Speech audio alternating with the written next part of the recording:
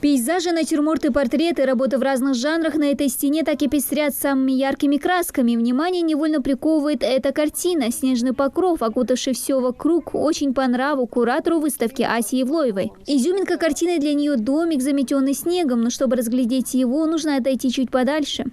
Здесь покров снега, мы здесь видим людей, которые погоняют это животное куда-то. Возможно, это животное где-то потерялось, вот такое ощущение.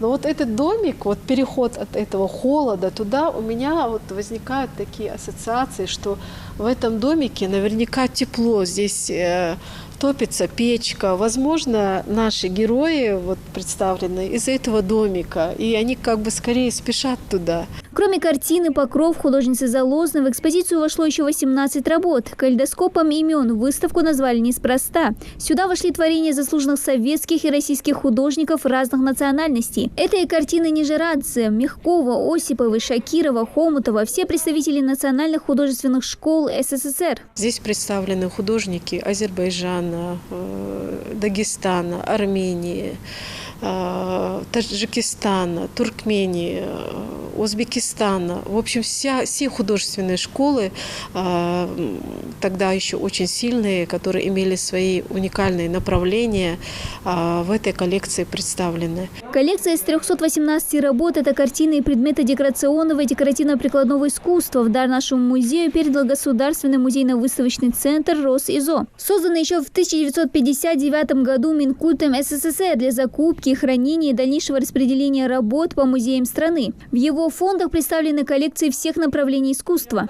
Думаем, что и в дальнейшем мы будем сотрудничать с РосИЗО, и передача таких фондов, и пополнение наших собраний фондов – это большое событие для нашего народа. Выставка тем и привлекательна, что она наглядно отражает так называемое неофициальное искусство СССР. В 1970-1980-х годах на арену культурной жизни Советского Союза выступила новая плеяда художников, во многом повлиявшая на искусство сегодняшнего дня. Главенствующее направление под названием соцреализм перестало быть актуальным в глазах советских граждан. Это 70-е, 80-е годы, когда официальные художники, которые писали работы свои по заказу, именно заказы, это портреты вождей революции, происходивших, на Великую Отечественную войну, стали творить, делать именно те произведения, о которых они давно хотели, которые тогда им не разрешалось.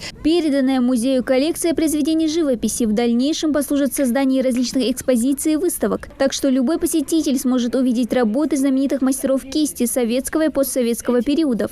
Ну а мне, как посетителю, больше всех нравится именно эта картина. Сразу навевает воспоминания про недавний отдых в горах, и появляется желание туда поехать, оценить выставку. Как и наша съемочная группа, может любой желающий. Продлится она до конца сентября. Дана Плиева, Магомед Белакиев, Новости 24.